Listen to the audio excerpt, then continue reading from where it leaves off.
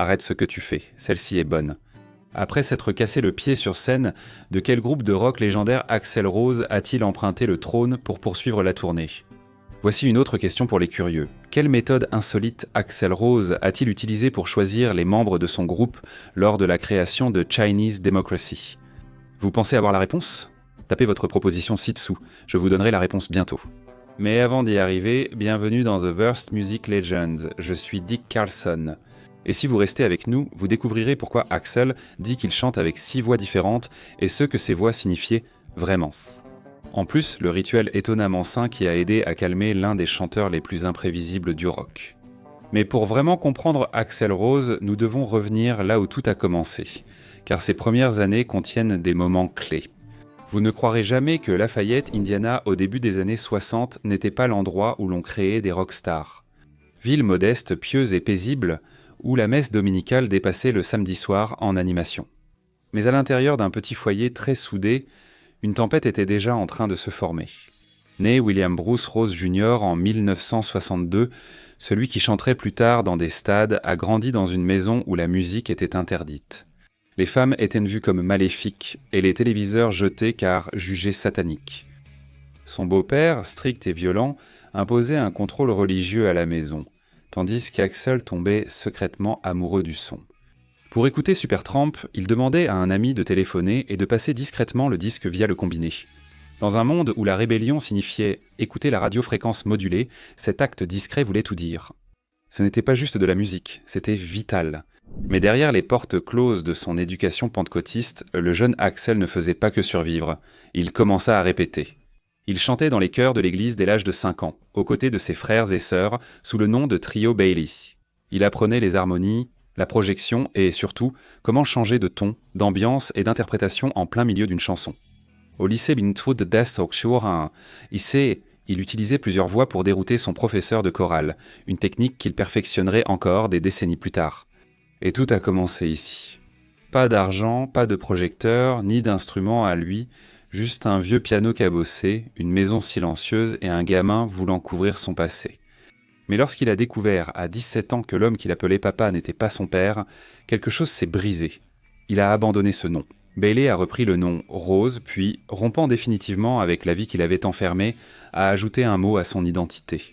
Axl, ce n'était pas juste un nom, c'était une armure.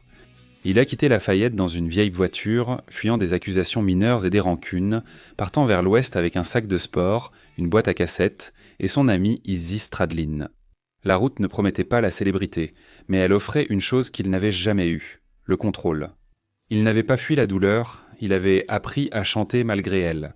En 1987, le gamin de Lafayette avait bouleversé Los Angeles. Axl Rose n'était pas seulement chanteur, il était une étincelle. Et lorsque Appetite for Destruction a explosé pour devenir l'album de début le plus vendu de l'histoire, ce n'était pas seulement la musique qui frappait fort, c'était aussi le mode de vie qui a suivi. En quelques mois, il est passé de dormir sur les canapés de ses amis et de survivre grâce à son salaire chez Tower Records à acheter sa première vraie maison. Un endroit isolé dans les collines d'Hollywood, avec assez d'espace pour crier sans s'excuser. La maison, dotée de rideaux occultants, est devenue un sanctuaire et une forteresse. Il l'a remplie d'animaux recueillis, chiens, chats, exotiques, les choyant parfois plus que lui-même. Axl n'aimait pas le bling pour le bling, il était exigeant.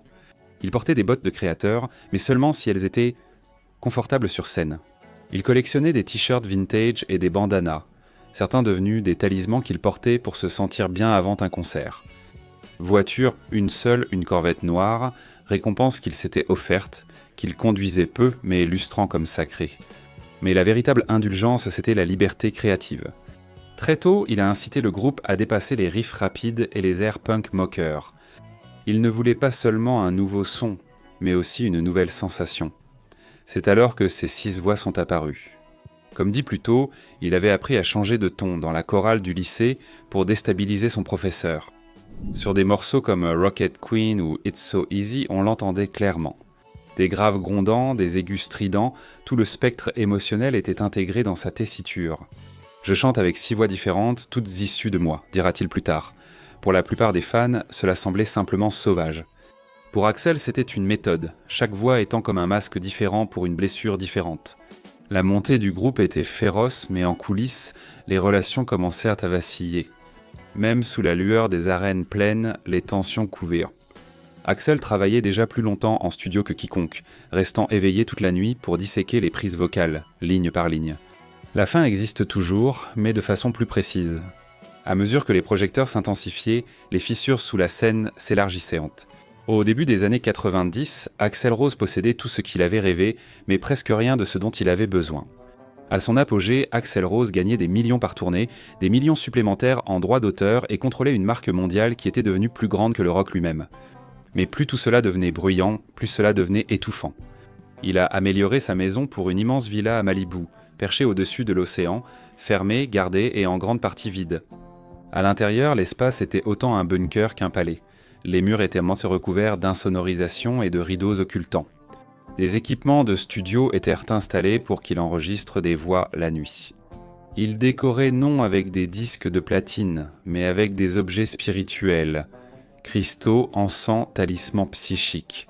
Ce n'était pas pour faire joli, c'était une armure contre le monde auquel il ne faisait plus confiance. Axl avait commencé à consulter des thérapeutes, des astrologues, même des spécialistes de la régression dans les vies antérieures. 5 heures de thérapie par jour avant une tournée, ce n'était pas un luxe, c'était une question de survie. Ces démons n'étaient pas silencieux et, entendus du monde, rugissaient tant plus fort que jamais. En tournée, il réclamait des draps en satin noir et des inhalateurs en coulisses, non par caprice mais par rituel. Si l'ambiance était mauvaise, le spectacle débutait en retard. Il changeait de bandana à la dernière minute si un ne lui convenait pas. La superstition faisait partie intégrante de l'architecture du spectacle, et non une simple habitude. Et puis il y a eu ce moment où tout a failli s'effondrer en 1989 devant 70 000 fans au Colisée. En première partie des Rolling Stones, Axl a interrompu le concert, annonçant que ce serait le dernier du groupe si ses camarades ne devenaient pas sobres. Le monde a qualifié cela de crise de colère. Mais la vérité, rarement reconnue, c'est que Axl voyait sa famille choisie s'effondrer à cause de la dépendance. Cet ultimatum, ce n'était pas de la rage mais un cœur brisé. Hors scène, la douleur a persisté. Il a perdu un enfant à naître, un mariage s'est effondré, des amis proches sont morts. La rage est devenue plus imprévisible, mais la cause restait presque toujours la même. La peur de perdre le contrôle sur l'essentiel. Et cette peur de s'effondrer, de la trahison, de l'effondrement, est devenue le fondement d'une nouvelle obsession. Quand tout ce qu'il avait bâti s'est effondré, il ne s'est pas effacé mais s'est plongé dans la musique. Quand les projecteurs se sont éteints et que le groupe s'est séparé, Axl n'a pas fait de sortie théâtrale, il a simplement disparu. Pendant près d'une décennie, l'homme qui arpentait autrefois les arènes s'est retiré dans une forteresse à Malibu. La propriété face à l'océan est devenue un bunker créatif où le temps semblait se plier autour de lui. Les câbles de studio envahissaient les pièces, les chambres devenaient des cabines vocales, les jours se changeaient en nuit et les chansons en rituel. Chinese Democracy était plus qu'un album, une épreuve d'endurance, d'obsession et de contrôle. Les sessions sont devenues légendaires, des milliers d'heures, des millions dépensés, des centaines de prises jetées. Axl enregistrait souvent les voix ligne par ligne et répétait des riffs de guitare finalement non retenus dans le mix. Chaque son devait sembler juste, pas seulement sonner juste. Et lorsqu'il s'agissait de former son nouveau groupe, le processus ne reposait pas seulement sur le talent, c'était une question d'énergie. Quelle méthode inhabituelle a-t-il utilisée pour décider qui pouvait rejoindre son groupe ? Avez-vous deviné ?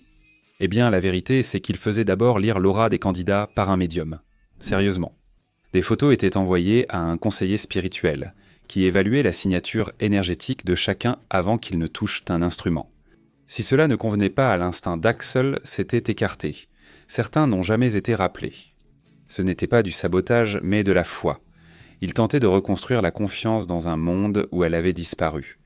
Mais la véritable évolution n'était pas seulement extérieure. Comme mentionné précédemment, les 6 voix différentes avec lesquelles il s'était amusé adolescent en se moquant de son professeur de chorale au lycée sont devenues essentielles à son identité. Axl maîtrisait désormais ses voix avec précision, râle grinçant pour la défiance, grave brisé pour la tristesse, falsetto pour la nostalgie. Ce n'étaient pas que des astuces vocales, mais des masques émotionnels. Il vivait selon un emploi du temps unique. Axl, le temps était désormais une philosophie de vie. Il lisait des livres spirituels, regardait des dessins animés sur Video Home System, choyait ses chiens et jouait à des jeux PC jusque tard dans la nuit. Ce n'était pas une rock star déchue, mais un homme se reconstruisant par le son, le silence et l'espace. Le manoir sur la falaise est devenu un monastère d'obsession, et après près de 2 décennies, l'album est sorti. La vraie victoire n'était pas la sortie de l'album, mais qu'il ait réussi à finir quelque chose. Il a tout abandonné pour finir le disque, mais ce qu'il a reconstruit était plus grand que n'importe quel album. Aujourd'hui, Axl Rose mène une vie plus paisible, toujours passionné et pointilleux, mais sans être le centre du chaos. Il part en tournée avec un Guns N' Roses réuni, désormais plus fraternité que champ de bataille. Le manoir de Malibu reste sa base, mais de nos jours, il est plus probable de le trouver en train d'envoyer des messages à de vieux amis qu'en train de crier contre les gros titres. En 2016, pendant la tournée de réunion monumentale du groupe, Axl s'est cassé le pied. Après 2 concerts, de quel trône d'un groupe de rock célèbre Axl Rose s'est-il servi pour poursuivre la tournée ? DAVEGROHL. Exact, le leader des Foo Fighters lui a prêté le trône sur mesure utilisé après sa blessure à la jambe.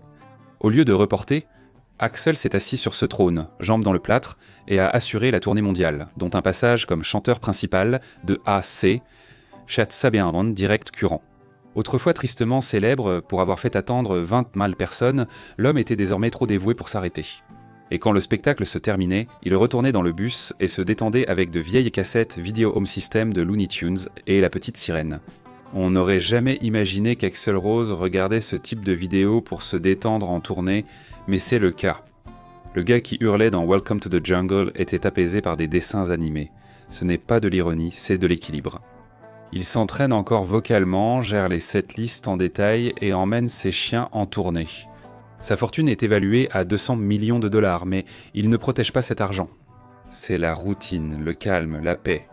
À la mort de Lisa Marie Presley en 2023, Axl a non seulement envoyé des fleurs, mais aussi joué November Rain à sa cérémonie. Juste lui, un piano et l'écho d'une vie incomprise comme la sienne. Il ne court plus après la couronne, il porte les cicatrices. Et quand il monte sur scène aujourd'hui, ce n'est pas pour obtenir l'approbation. C'est pour finir ce qu'il a commencé à son propre rythme, à sa manière. Quelle partie de l'histoire d'Axl t'a le plus touché et qu'est-ce qui te dérange encore ? Dis-le nous en commentaire si tu l'as ressenti. Il y en a plein d'autres ? Like, abonne-toi et découvre la prochaine légende à l'écran. Quelqu'un d'autre qui a transformé la douleur en force et qui a payé chaque note au prix fort.